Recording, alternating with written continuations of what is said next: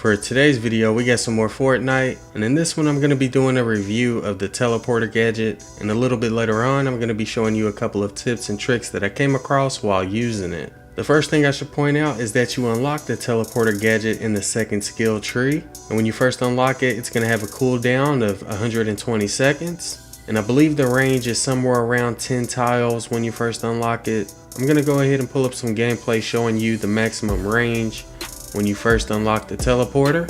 As you can see, one of the teleporter pads is located right here, and the other one's located off in the distance, and this is the maximum range you get when you first unlock it. The second teleporter gadget skill unlock is in the third skill tree, and this is basically going to increase the range by 10 tiles. The next teleporter gadget unlock after that is also in the third skill tree, and this is going to decrease the recharge time by 40%, and that's basically going to allow you to use it quicker in between uses. The next teleporter gadget skill unlock is in the fourth skill tree, and this one's also going to increase the range, but for this one it's going to increase it by 20 tiles. So if it starts off at around 10 tiles and then you unlock the first skill that increases the range by 10 more tiles, that's going to be 20 tiles, and if you unlock this skill, it should increase the range to somewhere around 40 tiles. There's another teleporter gadget skill unlock in the fourth skill tree that's going to further decrease the recharge time, but this time it's going to decrease it by 20%. And as for the last teleporter skill unlock, this one's also in the fourth skill tree, and this one's going to increase the range by 30 tiles. So I believe once you unlock all of the teleporter gadget range skills, you can have a total range of 70 tiles between your two teleporters. And as of right now, I only have the first skill unlocked. I haven't unlocked any of the other ones, but I'm going to go ahead and show you the amount of time you're going to have to wait in between uses. When you first use your teleporter, you're going to have to wait 3.5 seconds before you can use it again. The second time you use it, you're going to have to wait 5 seconds before you can use it again. The third time you use it, you're going to have to wait 8 seconds. The fourth time you use it, you're going to have to wait 12.5 seconds. The fifth time is going to be 20 seconds. The sixth is going to be 31.5 seconds. The seventh is going to be 51 seconds. The eighth is going to be 1 minute and 21 seconds. The ninth is going to be 2 minutes and 9 seconds, and the 10th is going to be 3 minutes and 27 seconds. And again, that's the amount of time you're going to have to wait in between uses when you only have the first skill unlocked. Obviously, once you unlock the other skills, you'll be able to use it a lot quicker.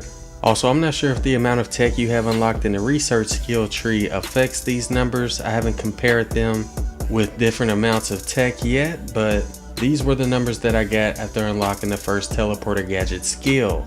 Now, as for the tips and tricks that I came across, one situation where you're going to want to use the teleporter gadget is before you jump down into a cave. As you can see in this example, if I wanted to jump down in this cave and then leave the cave, I would have to build a bunch of stairs.